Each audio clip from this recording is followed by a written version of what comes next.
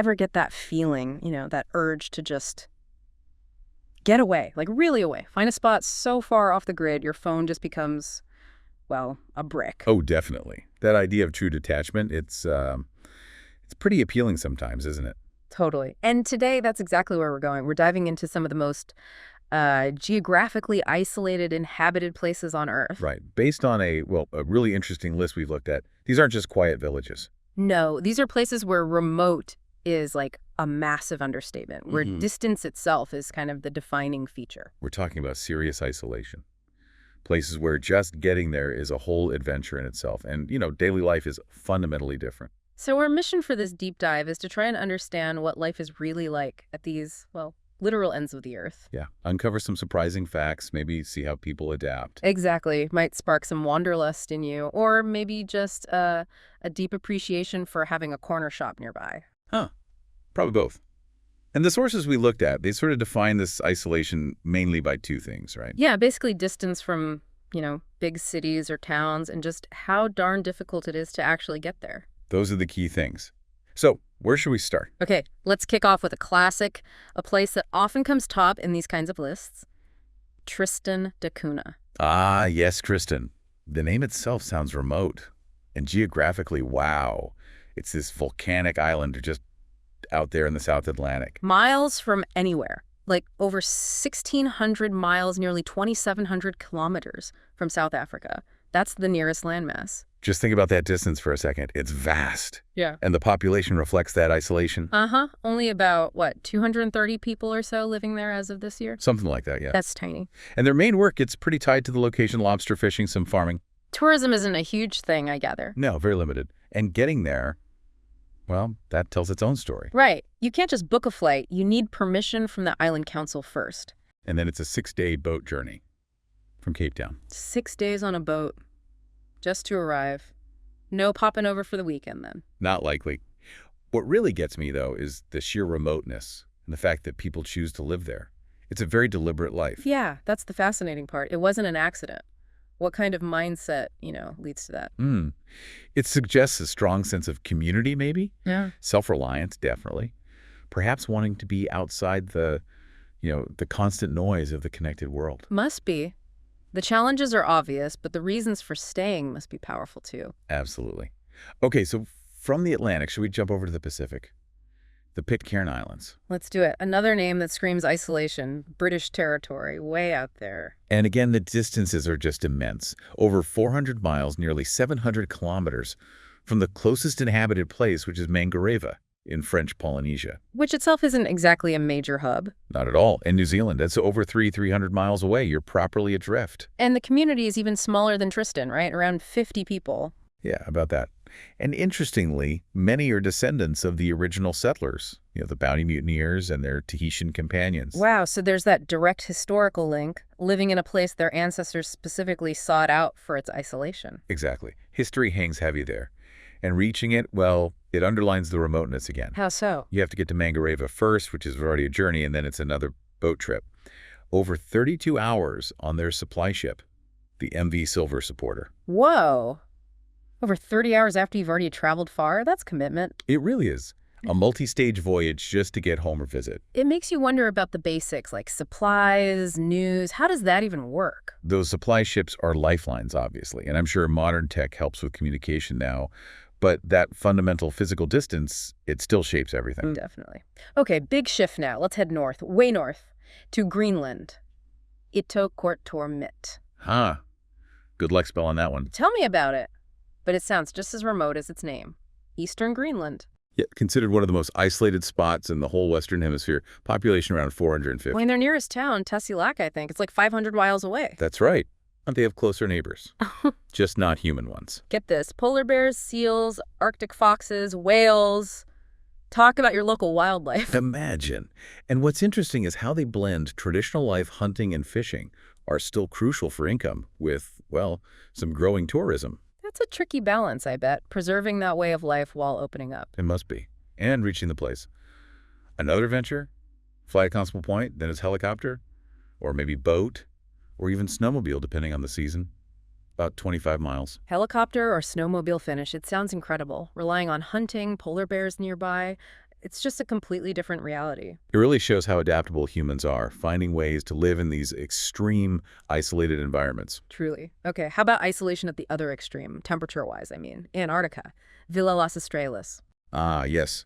A Chilean village and research station right there on King George Island, Antarctica. The idea of a village in Antarctica is amazing in itself. It is. Still a long way from Chile, about 2,000 miles. And even mainland Antarctica is, what, 75 miles away? Something like that. And fewer than 200 people live there, but they've tried to make it a community. Yeah, they have a post office, even a school, which is pretty remarkable down there. But here's the detail that always blows my mind. Yeah.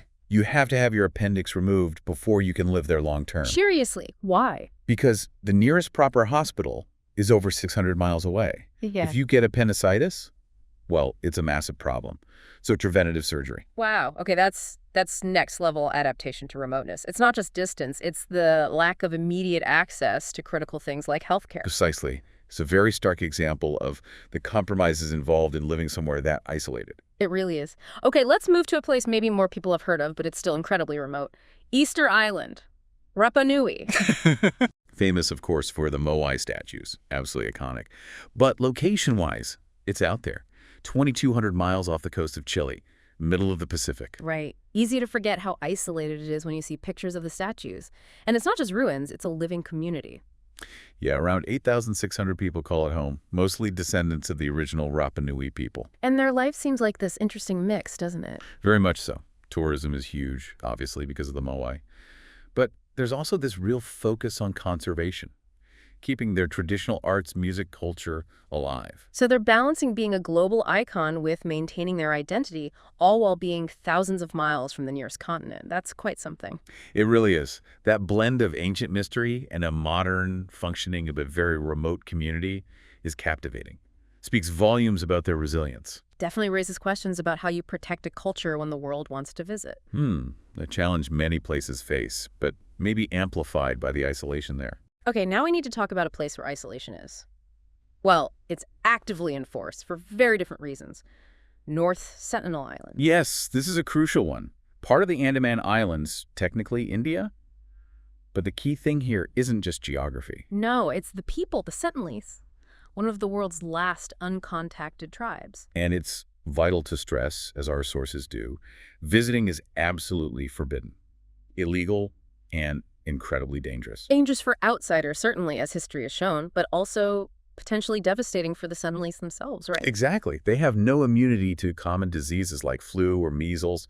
Contact could literally wipe them out. Yeah. Their hostility towards outsiders is likely, self-preservation mechanism learned over time. That tragic incident in 2018 really highlighted the dangers. It did. And their population is estimated to be tiny, maybe as few as 40, maybe up to 400. Nobody knows for sure. So their isolation isn't just distance, it's a protective barrier, one we absolutely have to respect, however curious we might be. Precisely. It's about their survival and their right to remain uncontacted. A very different kind of remoteness. A powerful reminder. Okay, let's shift again. How about an island known for its unique natural isolation? Socotra Island, off Yemen. Ah, Socotra. The Galapagos of the Indian Ocean, some call it. It's about 240 miles off mainland Yemen. What's striking is, despite that distance, it actually has a fairly large population, doesn't it? Around 60,000 people? Yeah, much larger than Tristan or Pitcairn. But what makes Socotra truly stand out is its incredible, almost alien biodiversity. Right, like the dragon's blood trees. And so many unique plants and animals found nowhere else. Exactly. Like over a third of its plants, 90% of its reptiles, 95% of its land snails, they're unique to Socotra. It's a UNESCO World Heritage Site for that reason. So its long isolation created this kind of evolutionary hotspot. Pretty much a natural laboratory.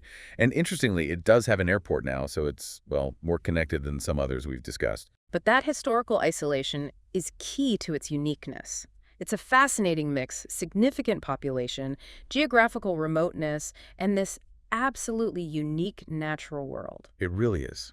Shows that isolation doesn't always mean a tiny population, but it often fosters something truly distinct, biologically or culturally. And that airport shows how isolation isn't always static either. Good point. Connections can change. Okay, where next? How about somewhere high? Really high. Let's go to La Rinconada, Peru, the highest permanent settlement in the world. Astonishing place. We're talking over 16,700 feet, maybe 100 meters up in the Andes. Just the altitude is extreme. Breathing must be a challenge, and getting there sounds pretty hairy, too. Yeah, the sources mention a really perilous drive on steep, dangerous mountain roads. Access is tough. And despite all that, the population is, well, surprisingly large, around 50,000, though that number seems a bit debated. It does. And the reason so many people endure those conditions? Gold. Unregulated gold mining is the main draw. But it sounds like a really tough existence. Extremely tough. The sources describe it grimly. Altitude sickness is common, poverty, terrible pollution from the mines, high crime rates. It's harsh. So this is a very different kind of remote community. Not idyllic isolation, but hardship driven by resources. Exactly. It's a stark reminder that remoteness isn't always a choice or a paradise. Sometimes it's tied to desperate economic realities in incredibly unforgiving environments. Makes you think about what drives people. Okay, let's come back down to earth a bit, maybe somewhere unexpected in the U.S. Supai village. Ah, yes. In the Grand Canyon, Arizona, on the Havasupai tribe's land, deep within Havasupai Canyon. What's amazing is its location within such a famous landmark, yet it's incredibly isolated. No roads go there. None at all. You either hike down 8 miles, which is quite a trek, or you fly in by helicopter. And the Havasupai people live there, about 500 to 770 members currently. And here's that amazing detail you mentioned earlier. The mules. It's the only place left in America where mail is still delivered by mule train. Isn't that fantastic? A direct link to the past, right there. And visitors can't just pop in and out. You have to arrange an overnight stay. It really emphasizes that it's a community, not just a viewpoint. It's fascinating that this level of isolation exists within the U.S. It really is. Challenges your assumptions, doesn't it? Shows that remoteness can be found even in familiar landscapes, with unique traditions still alive. Definitely. Okay, another extreme now, but this time, cold. Seriously cold. Omyakon, Russia. Ah, the pole of cold. Famous or infamous for being the coldest permanently inhabited place on Earth. The temperatures are just mind-boggling. Winters hitting minus 50 Fahrenheit, sometimes colder. The record is something like minus 96 F. Unimaginable cold. And it's properly remote, too, in northeast Siberia, closer to the Arctic Circle than the nearest city, Yakutsk, which is still nearly 600 miles away. That combination of extreme cold and extreme distance. Wow. Yet about 2,000 people live there. Their lives revolve around things like cattle breeding, special hardy cattle, I assume hunting, fishing, logging. Just surviving there seems like an achievement. It really does. And apparently you can get a certificate if you visit, just proving you braved the cold. Ha. A badge of honor. It's incredible human resilience, adapting to literally the most freezing inhabited spot. Gives feeling chilly a whole new meaning, doesn't it? For sure. Okay, nearly there. A penultimate stop. Macquarie Island. Australia governs it, but it's way down south. Right, subantarctic, between New Zealand and Antarctica. And this one's different again because there's no permanent population in the usual sense. Why is that? Too remote? Pretty much. Yeah. Remote, harsh, and not many resources for a permanent settlement. But it has a constant human presence. Ah, the research station. Exactly. Yeah. Managed by the Australian Antarctic Division. There are maybe 20 to 40 scientists and support staff there year-round. So humans are there, but temporarily for science. Who are the main residents then? Wildlife. Huge colonies of seals and penguins. It's a massive breeding ground for royal penguins, like 850,000 pairs or something incredible. Whoa, so the humans are vastly outnumbered. By a long shot. Here, the isolation is actually an asset for science, for studying this unique, wildlife-rich environment with minimal disturbance. Interesting. So remoteness serves a scientific purpose, and the wildlife scale is just staggering. It really shows another facet of how humans interact with remote places, sometimes as observers, researchers, rather than settlers. Okay, last stop, another high-altitude location. The Changtang region in Tibet. An immense high plateau. Western and northern Tibet, stretching into Ladakh in India. One of the highest inhabited regions globally. We're talking 13,000 up to maybe 23,000 feet. Seriously high and seriously cold, especially in winter. Temperatures can drop to minus 40, same in Fahrenheit and Celsius at that point. Brutal conditions, yet this is home to thousands of nomads, the Changpa people. Nomads, right, so they don't have fixed settlements. Traditionally, no. They move across this vast plateau with their herds, yaks, goats, sheep.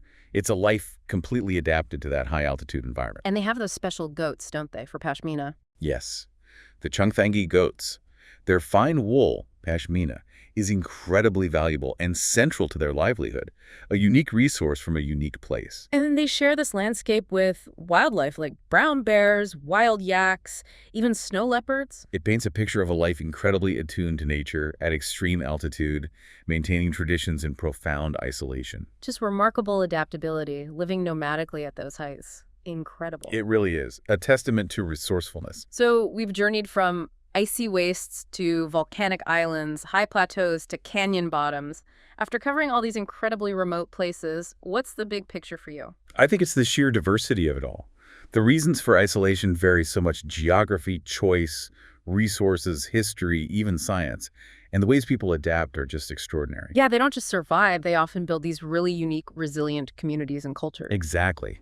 Whether it's deliberate withdrawal, chasing gold, scientific curiosity, or continuing ancient traditions, humans find a way. It really challenges any single idea of what remote means. Absolutely. Hopefully for everyone listening, this deep dive has maybe shifted your perspective a bit on human diversity and what it means to be connected or disconnected in today's world. Definitely. And maybe it leaves us all with a final thought to chew on. Hmm. Considering these communities living so differently, what does connection truly mean to us now? Good question. And what can we maybe learn from people who live so intentionally apart, often preserving unique ways of life against the odds? Yeah, something to reflect on. What lessons about resilience, community, or even our relationship with the planet can we take from the literal edges of the Earth?